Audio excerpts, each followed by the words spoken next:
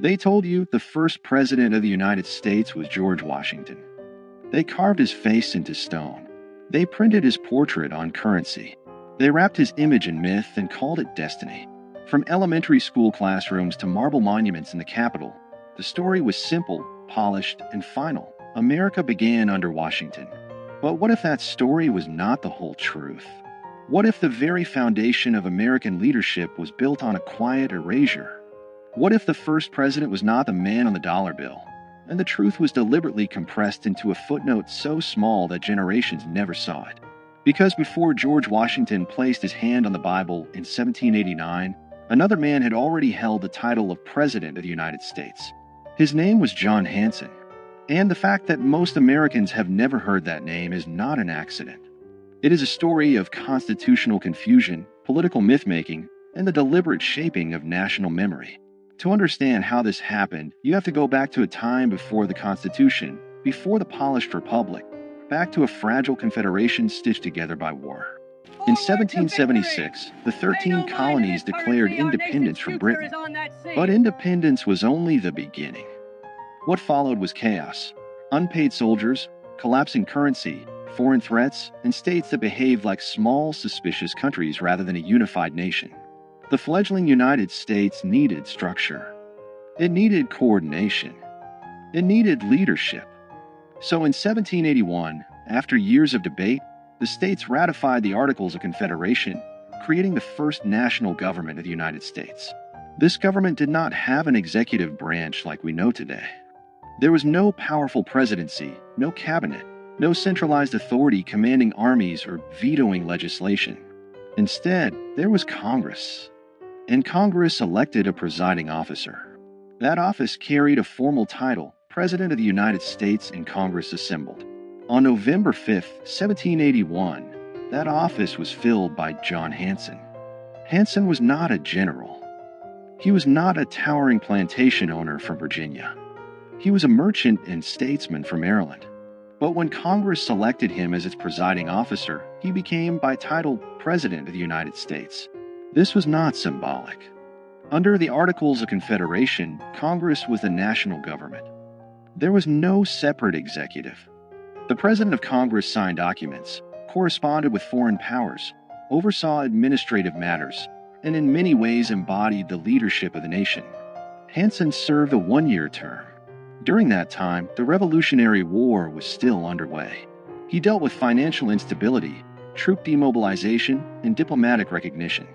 He presided over Congress as it accepted the British surrender at Yorktown's aftermath and navigated the fragile early sovereignty of the new republic. And yet his name is rarely mentioned outside specialized historical discussions. Why?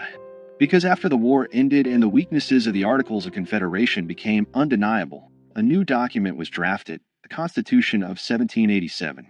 This Constitution created a radically different office, a singular executive with defined powers, independent authority, and national visibility. It created what Americans now recognize as the presidency.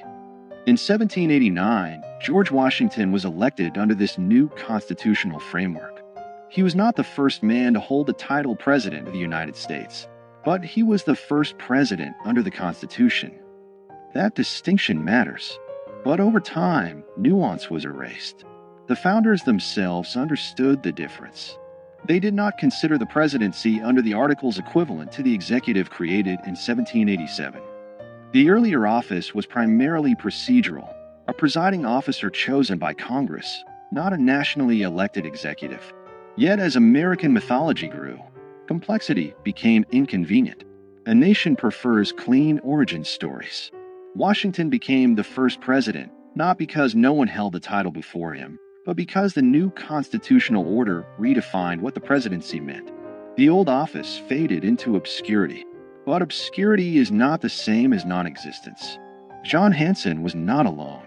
Before Washington, several men served as President of Congress under the Articles of Confederation, including Peyton Randolph, Henry Laurens, John Jay, and others.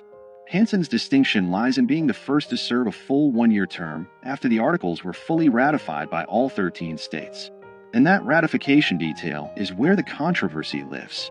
Some historians argue that because Maryland was the last state to ratify the Articles in 1781, and Hanson was elected after that ratification, he was technically the first president of the fully unified United States government. This claim has been amplified in certain circles as proof that Washington was not the first president. But the reality is more layered. The presidency under the Articles had no independent executive power. It had no veto authority. It had no control over a standing army. It was not elected by the people or an electoral college. It was chosen by members of Congress and largely functioned as a moderator and administrator.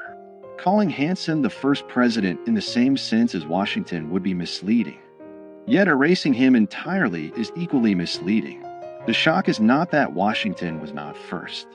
The shock is that American civic education rarely explains the transition between two completely different governmental systems. The real foundational lie is not that Washington served first. It is that the story of American leadership begins neatly in 1789. It does not. It begins in confusion, experiment, and fragility. During Hanson's presidency, Congress established Thanksgiving as a national day of observance in 1782. It adopted the Great Seal of the United States. It managed foreign affairs and struggled to pay soldiers. It dealt with mutinies and financial crisis. These were not ceremonial tasks. They were existential. Yet when the Constitution replaced the Articles, the previous system was treated almost like a draft that never counted. The national memory pivoted hard toward the stronger executive model, and the earlier presidents of Congress became historical footnotes. Why would a nation simplify its own origin? Because power shapes narrative. The Constitution was framed as a corrective to weakness. Federalists argued that the Articles created a government too feeble to survive. By elevating Washington as the first president, the new system symbolically reset the clock. It framed 1789 as year one. The earlier period became a prelude rather than a beginning. This was not necessarily a malicious conspiracy. It was nation-building through storytelling. But storytelling always chooses emphasis. And when emphasis becomes repetition, repetition becomes truth. Over time, monuments, textbooks, and civic rituals reinforce the narrative. Washington was father of his country. He set precedents. He defined the executive branch. He stepped down voluntarily, shaping democratic norms. All of that is true. But what disappeared in the retelling was the messy prologue. The presidency did not emerge fully formed. It evolved. Under the Articles of Confederation, the central government had no power to tax. It could not compel states to provide troops or funds. Economic instability led to unrest like Shays' Rebellion in 1786–87. These crises exposed structural weaknesses. The Constitutional Convention of 1787 was not simply an upgrade, it was a reinvention. The executive office created in Article 2 of the Constitution bore little resemblance to the presiding officer of Congress under the Articles. Washington's presidency represented a new experiment entirely. But here is where document shock enters the story. The Articles of Confederation explicitly use the title President of the United States in Congress assembled. That phrase is preserved in historical records. It is not folklore. It is written law. That means technically that someone held the title before Washington. The shock is not fabricated. It is documented. The question is not whether Hanson held the title. He did. The question is whether holding that title made him equivalent to the constitutional presidency Americans celebrate. It did not. But the refusal to explain that difference clearly has fueled decades of confusion, and in some cases, deliberate myth-making.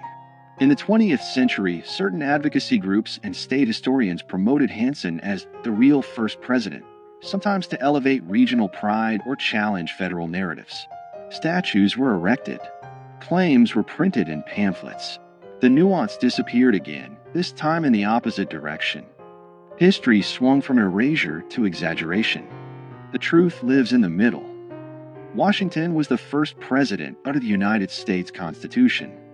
Hanson was the first president of Congress after full ratification of the Articles of Confederation. Both statements are accurate, but only one made it into national memory. This selective remembering reveals something deeper about American identity. The country prefers strong beginnings. It prefers heroic founders over experimental committees. It prefers marble certainty over procedural evolution. And so the fragile Confederation years are compressed into a blur between 1776 and 1789. That compression has consequences. When citizens believe their institutions sprang into existence fully formed, they misunderstand how governments evolve. They lose sight of how constitutional design responds to crisis. They forget that American democracy was not inevitable. It was negotiated, revised, and sometimes nearly abandoned. John Hanson's obscurity is not a scandal in the sense of conspiracy. It is a symptom of how nations curate memory. But in a broader sense, it does change everything. Because if the first chapter of the presidency has been simplified, what else has been streamlined for comfort? What other transitions have been flattened into clean narratives? The early republic was unstable. The Articles government was weak by design. Many Americans feared centralized authority after living under British rule. The pendulum swung towards state sovereignty, and then swung back when that model proved insufficient. Washington's presidency did not emerge from triumph alone. It emerged from failure. Understanding Hanson's role forces us to confront that failure. It reminds us that the United States had a first attempt at national government that did not work as intended. It reminds us that the presidency itself was born from revision. And it challenges the idea that history is a straight line. If Hanson is remembered only as a trivia question, was Washington really first? The deeper lesson is missed. The deeper lesson is institutional transformation. The presidency Americans know today is not static. It has expanded dramatically since 1789. Executive power has grown through war, legislation, judicial interpretation, and precedent. From Washington's cautious leadership to the sweeping authority exercised during the Civil War under Abraham Lincoln, to the global executive power of modern administrations, the office has continuously evolved. Recognizing the earlier presidency under the Articles reveals that evolution in its earliest stage. It shows that titles alone do not define power. Structures do. And structures can change. In the end, the accusation embedded in this story is not that America lied about Washington. It is that America simplified itself. It presented a polished origin instead of a complicated birth. John Hanson's relative obscurity is not an injustice of race or suppression in the way other historical erasures have been. It is a reminder that institutional memory is selective, but selective memory shapes civic understanding. When citizens learn that there was a president before Washington, even if only in a different governmental form, they are forced to reconsider what first really means. They are forced to look closer. And when people look closer at their foundations, they often discover cracks, not fatal ones, but human ones. That discovery does not weaken democracy. It strengthens it. Because mature nations do not fear complexity. They embrace it. America's first president was hidden, not in a secret archive, not in a burned document, but in the quiet margins of a transitional government that did not survive. And understanding that hidden chapter changes everything about how we see beginnings. It reveals that power is defined by structure, that titles can shift meaning, and that national memory is shaped as much by storytelling as by fact. George Washington remains the first president under the Constitution. John Hanson remains the first president of the United States in Congress assembled after full ratification of the Articles of Confederation. Both are true, but only one became legend. The question is not whether Washington deserves his place. He does. The question is whether we are willing to tell the whole story. Because the moment we admit that the presidency had an earlier form, weaker, different, experimental, we acknowledge that America itself was once uncertain, unfinished, and fragile. And that realization changes everything. It reminds us that the nation was built not only by giants carved in stone, but also by administrators whose names faded when the structure they served was replaced. History does not always erase with fire. Sometimes it erases with simplification. And sometimes the most powerful revelations are not about scandal, but about structure.